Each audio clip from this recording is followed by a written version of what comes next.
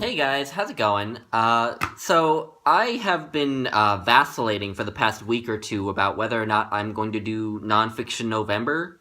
I did mention in a video that I would read a certain book for it, but and at one point I had like all my books picked out for all the challenges. I was gonna make a TBR video, but then I realized that I'm already reading Shakespeare at the moment, both for ShakeTube and on my own. I'm actually endeavoring to finish reading all of Shakespeare's plays by the end of this month, and I still have 19 more to go, so I have quite a heavy reading month to go. And also, I am apparently doing a buddy read of Anthony Trollope's The Way We Live Now with Steve and Sean and Curtis and Peg and Britta. So but at that point, I was just like, well, I'm already reading Shakespeare in an 800-page Victorian novel, so I might as well just go all out. But also, Sean the Bookmaniac made a what he called a non-committal Nonfiction November TBR, which he kind of said he kind of put books up for each of the four challenges that Gemma at Nonfic Books and Olive from a Book Olive put together, but said that he's not, requiring himself to read them necessarily. He's just putting them forward as books he will try to read, and but under no pressure to read. So, or to finish at least. So I'm going to do the same thing.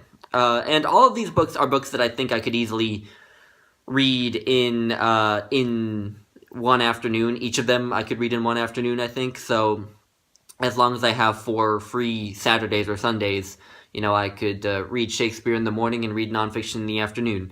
And 2 of these books are rereads, and so they'll be pretty easy reading. So yeah, it feels like a bit of a cop out for me to say that I'm doing Nonfiction November and then to pick these short, easy books. But alas, as I said, I am also reading Shakespeare and Anthony Trollope. So yeah.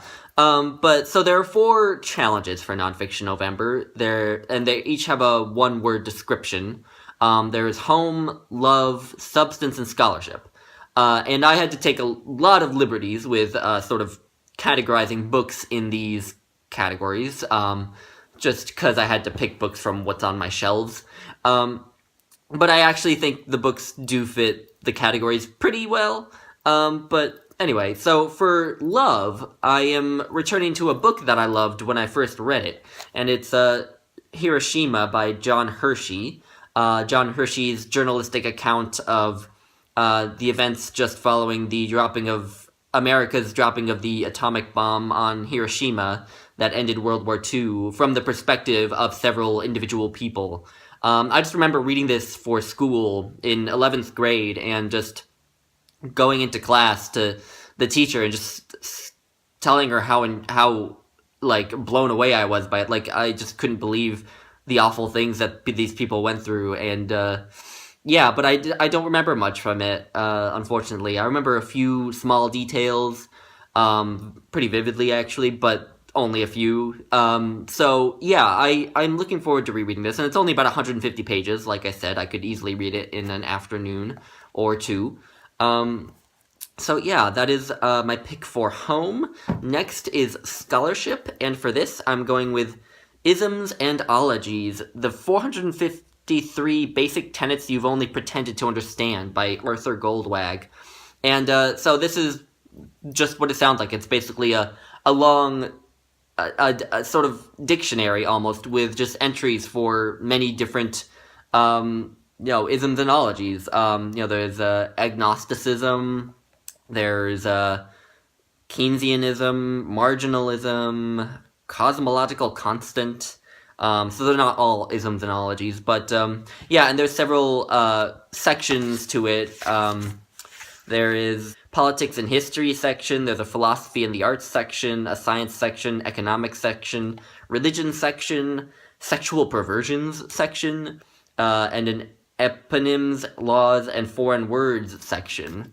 But I just remember I opened this for the pumpkin book tag that I did the other day, and I just remember finding things that I've never heard of before, and just thinking, I said that this isn't necessarily a book that you would, read cover to cover, but now I'm thinking it would be fun to, and I think I would learn a lot. And I have always loved these little reference books like this. I had a lot of them as a kid, on one on religion, one on dinosaurs, one on, or well, no, I didn't have just one about dinosaurs. I had like 10 about dinosaurs, but I had one on religion, several on dinosaurs, a few on history, but anyway, I think this will be cool. And again, because it's short entries for each of these things, I think it'll be easy to get through. So that is my pick for scholarship. Next is the book I'm doing for home, and home, as I'm defining it, is sort of home as in my mom's ancestors are from England, and so I'm picking an English writer who is John Milton.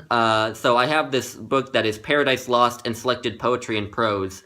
And I'm going to read the prose sections of this. So it's John Milton's sort of pamphlets and essays. It has some of his really famous ones, like the Areopagitica.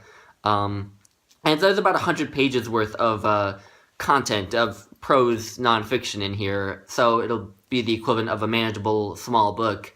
And he writes a lot about sort of freedom of press, and I actually read one of the essays near it, and it was kind of about poetic talent and how it manifests and what makes a good poet, sort of. But yeah, so I think that'll be interesting. I kind of like reading the prose that poets have written. I find it interesting reading their poetry and then reading their prose and sort of comparing the two almost. But yeah, so that is my pick for home. And then lastly, we have Substance. And this is another reread for me. And it is Regarding the Pain of Others by Susan Sontag, a skinny little thing. It's skinny, it's about 120 pages, and also the margins are quite large. So when I've read this for the first time, I read it in one day. But I remember hardly anything about this book. But it's kind of about photographs or images and how they affect the way the viewers of those images think about what the images are depicting, and just a long sort of study of that phenomenon. So I'll read you a small excerpt from the blurb on the back, because I think it'll give you a better idea than I can.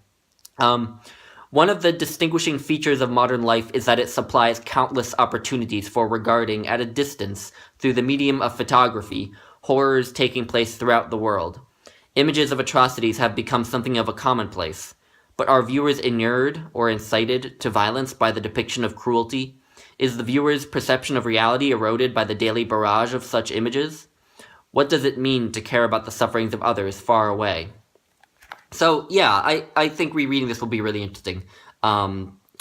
So yeah, anyway, that is my non-committal Nonfiction November TBR.